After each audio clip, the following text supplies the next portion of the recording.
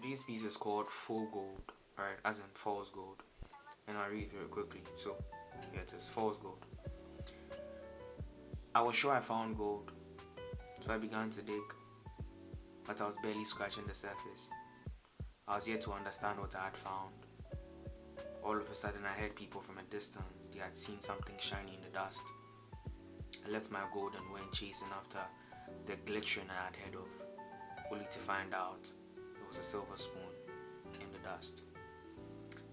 So, as usual, this piece is still on the note of relationships and building friendships.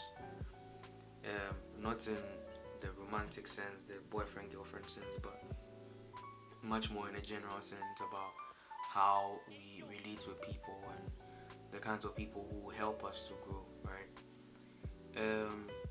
A lot of the time we find that our ego plays out in a certain way, and the way our ego plays out is to make sure that we are the main characters in our story, and so nobody is going to tell me what to do and what not to do. I am the owner of my life. And even in this time, it has become more prevalent. Like, we hear about all of these emotional sensitivity, and you have to respect me, and you have to I don't get me wrong, like, you have to respect people. But then when it comes to relationships, and the ones which are true friendships, the ones which are truly beneficial to you, a lot of the times the ones that do look out for you, the people who do look out for you, are the ones who will tell you to your face. They will be bluntly honest with you when you mess up.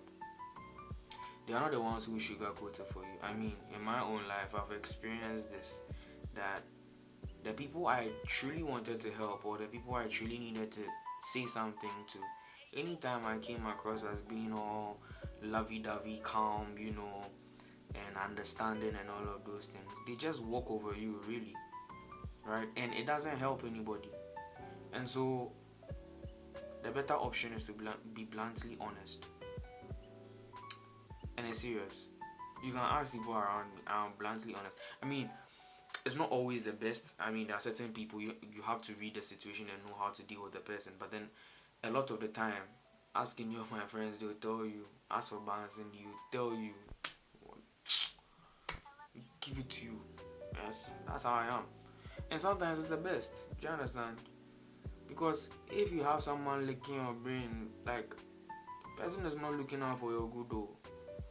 The person is with you probably for some benefit.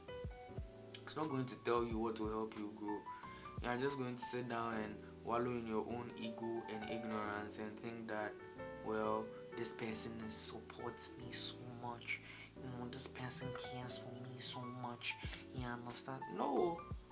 There are people who are usually contentious of your ideas. Like, they are the people who force you to grow.